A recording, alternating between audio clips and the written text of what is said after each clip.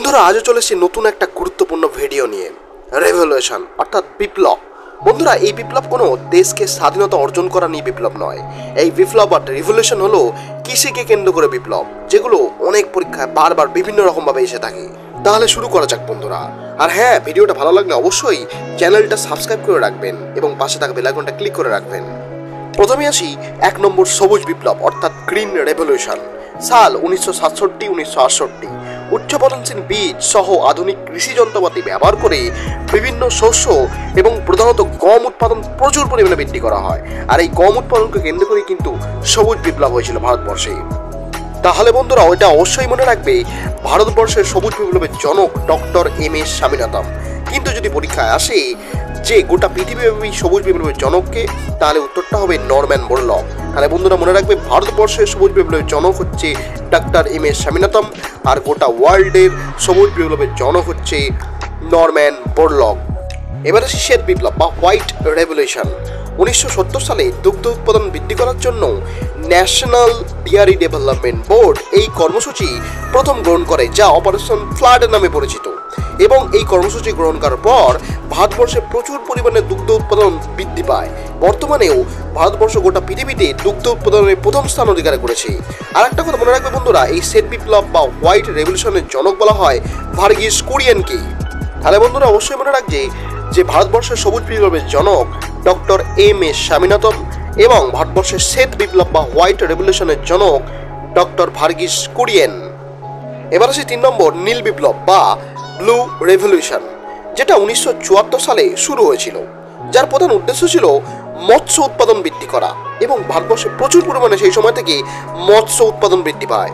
এবং এই নীল বিপ্লব বা ব্লু রেভলিউশনের জনক বলা হয় হীরালাল চৌধুরীকে। এবার আসি 4 নম্বর রামধনু বিপ্লব বা রেইনবো রেভলিউশন, যেটা 2000 সালে শুরু হয়েছিল। এই রামধনু বিপ্লব বা রেইনবো রেভলিউশনের প্রধান উদ্দেশ্য ছিল ভারতবর্ষে প্রচুর পরিমাণে শাকসবজির পরিমাণ বৃদ্ধি করা, এবং এই বিপ্লবটা সত্যি সফল হয়েছিল। আর এই রামধনু বিপ্লব বা রেইনবো রেভলিউশনের জনক ছিলেন ডক্টর অরুণ কৃষ্ণান, এটা অবশ্যই মনে রাখবে। এবার আসি 5 নম্বর লাল বিপ্লব বা রেড রেভলিউশন, যেটা মাংস বা টমেটোকে কেন্দ্র করে হয়েছিল, এবং এটা ভারতবর্ষে কিন্তু ব্যাপক একটা প্রভাব পড়েছিল।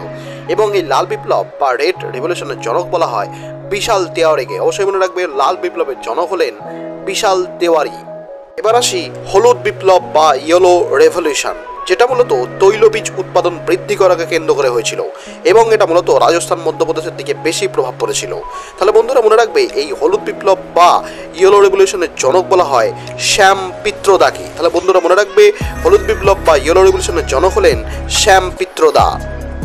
বন্ধুরা এরকমই অনেক ছোট ছোট অনেক বিপ্লব ঘটেছিল, যেগুলো খুবই গুরুত্বপূর্ণ, যেমন সোনালী বিপ্লব বা গোল্ডেন রেভলিউশন, যেটা মূলত ফল বা আপেল উৎপাদন বৃদ্ধি করা নিয়ে গড়ে উঠেছিল। এছাড়াও আছে স্বর্ণতন্তু বিপ্লব বা গোল্ডেন ফাইবার রেভলিউশন, যেটা মূলত পাট উৎপাদন বৃদ্ধি করাকে নিয়ে হয়েছিল। এছাড়াও আছে গোল রেভলিউশন বা রাউন্ড রেভলিউশন, যেটাকে বলা হয় গোল বিপ্লব, যেটা মূলত আলু উৎপাদন অর্থাৎ আলু চাষকে বৃদ্ধি করার জন্য এই বিপ্লব আনা হয়েছিল। তাহলে আলু উৎপাদনের জন্য গোল বিপ্লব বা রাউন্ড রেভলিউশন হয়েছিল। লাস্ট বন্ধুরা এটা অবশ্যই মনে রাখবে, সেটা হলো ধূসর বা গ্রে রেভলিউশন, যাকে বলা হয় ধূসর বিপ্লব, যেটা মূলত সার উৎপাদন বৃদ্ধি করার জন্য হয়েছিল। ভারতবর্ষের চাষবাস উন্নত করার জন্য সার উৎপাদন কিন্তু প্রয়োজন হয়েছিল, সেই জন্য কিন্তু এই ধূসর বা গ্রে রেভলিউশনটা হয়েছিল। বন্ধুরা ভিডিওটা যদি সত্যি ভালো লেগে থাকে, তাহলে ভিডিওটা অবশ্যই একটা লাইক, কমেন্ট এবং ভিডিওটা অবশ্যই শেয়ার করবেন, এবং আমাকে সাপোর্ট করার জন্য আমার চ্যানেলটা অবশ্যই সাবস্ক্রাইব করে রাখবেন।